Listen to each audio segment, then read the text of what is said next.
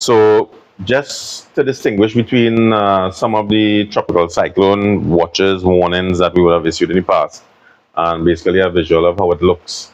Now, just a bit of back info into how it is we determine the color code, if it's a watch or warning. Certain factors are taken into consideration. So, in terms of our matrix here, this is one of the factors that's considered. So we need to determine the severity of the impacts, whether it's low impact or high impact, and also the certainty.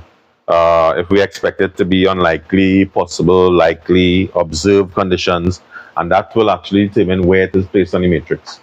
Also, in terms of issuing a watch or a warning, there's lead time, something that we considers lead time that usually determines whether it's a watch or a warning. So in terms of a watch, it's usually between 36 to 48 hours lead time. So that will basically indicate when we expect, once it falls, the onset of tropical storm conditions, winds, rainfall, etc. Once it falls between 36 and 48 hours, usually a tropical cyclone watch will be issued. Something similar to this, all right? And it contains the same basic information as a normal alert. It will give you, usually you'll see this graphic with a code and color code attached, and it'll normally give particular type of information, description, area of concern, that sort of thing.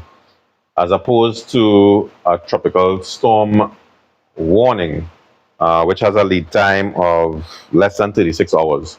So once we expect tropical storm or hurricane conditions within 36 hours or less, a warning will be issued, whether it's a hurricane warning, a tropical storm warning, depending on the system.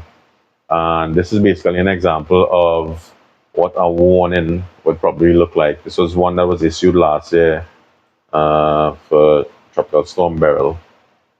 All right, so basically similar to the hurricane watch, but just the lead time is what is critical. So 36 hours and less, warning will be issued as opposed to a watch. And again, it gives same basic type of information in terms of the type of likely impacts, type of weather that's expected, over what period, over what areas, the onset, cessation, that sort of thing. All right, so as I said, we just want to distinguish between the alert, non-tropical cyclone alerts, and those related to tropical cyclones, which incorporate a watch and warning system.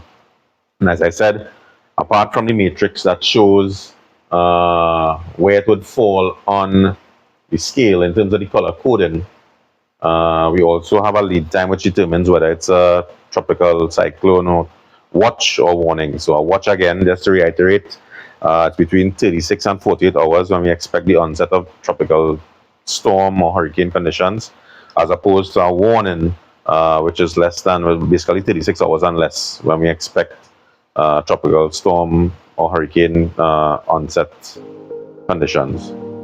Okay?